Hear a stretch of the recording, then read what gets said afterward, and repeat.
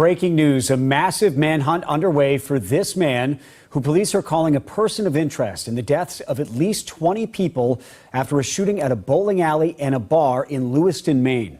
He has been identified as Robert Card, a trained firearms instructor and a military veteran who had been committed to a mental health facility this summer. How's everybody doing? My name is Anthony Brian Logan, and today we got to talk about the mass shooting that took place in Lewiston, Maine, that has taken the lives of 18 people and injured 13. Now, before I get into all the details, prayers out to the families, and may all those who have passed away rest in peace. This is a lot. It's a whole lot going on because Maine is a small state. Let's put it in context. There were 18 people who have been confirmed as of right now deceased. In all of 2019 and 2020, there were 18 homicides for the entire state. Again, this one incident claimed the lives of 18 people, but in 2019, 2020, there were 18 homicides for the entire state for the entire year. So this is a really big event that's going to take this small community of about 39,000 people a very long time to be able to deal with, process, and move forward. Now, you may see different numbers of deceased. You heard in the clip in the beginning, at least 20. You may have seen 22. You may have seen 25. But I just watched the police press conference. They said 18 as of right now, which is about 12 noon on Thursday, and 13 injured. I saw as many as 80 that were injured. Now, I'm not really sure how I went from 80 to 13.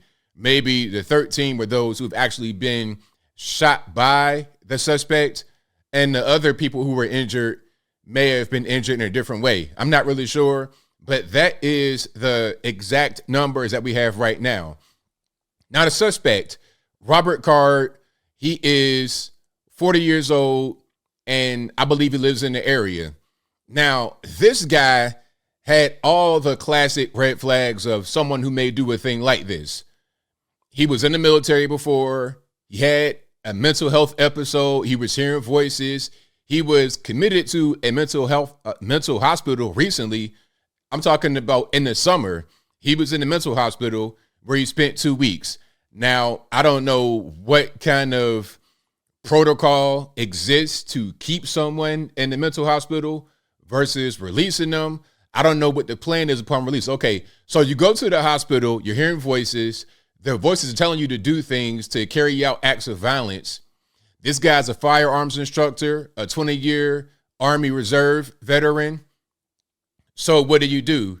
Do you hold him in the hospital indefinitely? Do you take his guns? Is there a red flag law? The gun that he used, and I'll show you what he had here. This gun, this rifle, did he have that before he went to the hospital? Did he get it afterward? Is it legally registered to him? How did he get the weapon? What's going on? I don't really know. These are questions that deserve some answers. Now, of course, people are going to say, well, what about gun laws, gun control now? It's the guns. The guns are the reason. Well, what law are you going to pass that's going to prevent a criminal from committing criminal actions? Last I checked, it was illegal to people. I mean, maybe I'm wrong. You guys let me know. Last time I checked, what he did was illegal, but he still did it. So what are you really going to do? You're going to take his guns away? So is it impossible for him to find other guns, to steal guns, to use his vehicle? Because he went to a bowling alley and I believe a sports bar. He could have easily just driven his vehicle straight through the front door and done what he wanted to do that way.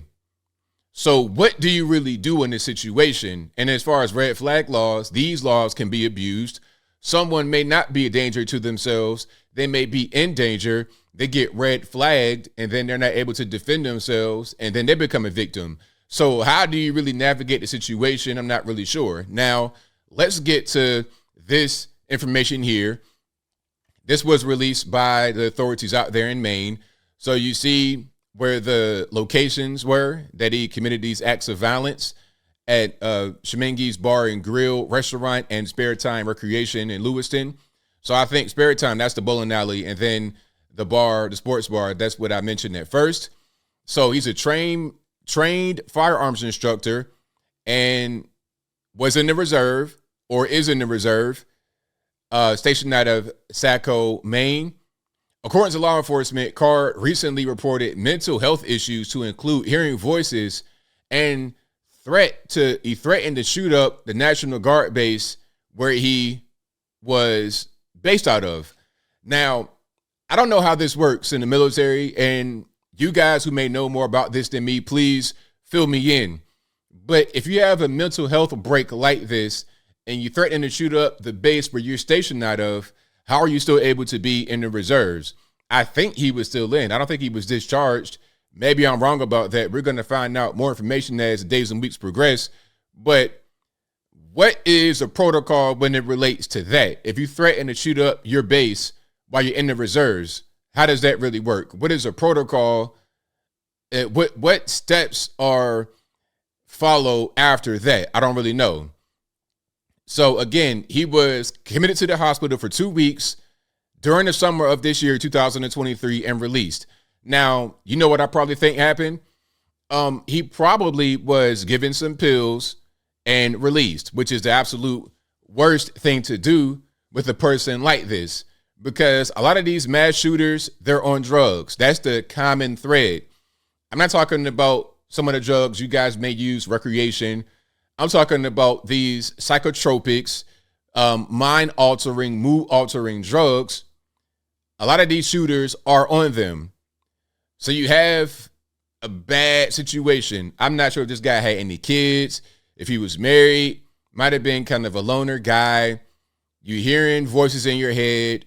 You're in the hospital for 2 weeks. You're released, probably given the bag of pills, and you're on your way. And now we have, at least as of right now, about 12 noon on Thursday, 18 deceased and 13 injured. And unfortunately, those numbers may change as far as the deceased, maybe even the injured, maybe more might pop up. But I'm not quite sure if the injured will change, but maybe the deceased will, because some of the injured could be very critical. Now, again, I don't really know what can be done here, because ultimately, I mean, the guy was known to authorities. So look, all you could have done in this situation was to keep him there forever. But I mean, now we're violating rights. What crime did he commit, really? What, the crime of hearing voices in his head? So you're able to keep him in the hospital forever? What if somebody says that you say you're hearing voices in your head, although you're not? What if you are kind of in a fragile state mentally, but not necessarily schizophrenic, not necessarily a danger, and then you're convinced that you're hearing voices in your head? What if that happens and then they're able to commit you? See, I could see some of the red flag laws and 5150, things like that can be abused to take your rights away. So I don't know what the solution is. Some say gun control, but there's all kind of gun control out there. If you are having mental issues and you have a history of this and you try to go purchase a weapon, you can't pass a background check like that.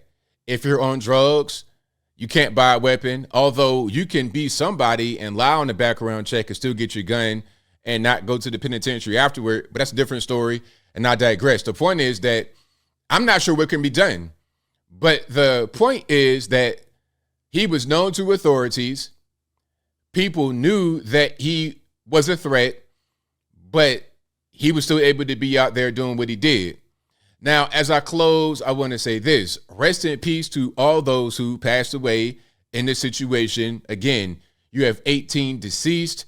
You have 13 injured. That number could rise. And the suspect, by the way, is still on the loose. Let's not forget about that part. They don't really know where he is. They say he may have had access to at least 1 or 2 boats. He may have owned a boat. So if he was able to park his vehicle, get to some water, find a boat, he could be on the river somewhere. I'm not quite sure if the river that he may have access to by boat has, an access point to the ocean. I don't really know where he is. People don't really know where he is. But if you live in the area, if you're living in Maine, the surrounding location, New England area, please be on the lookout for this guy. 40-year-old white male. You saw the picture.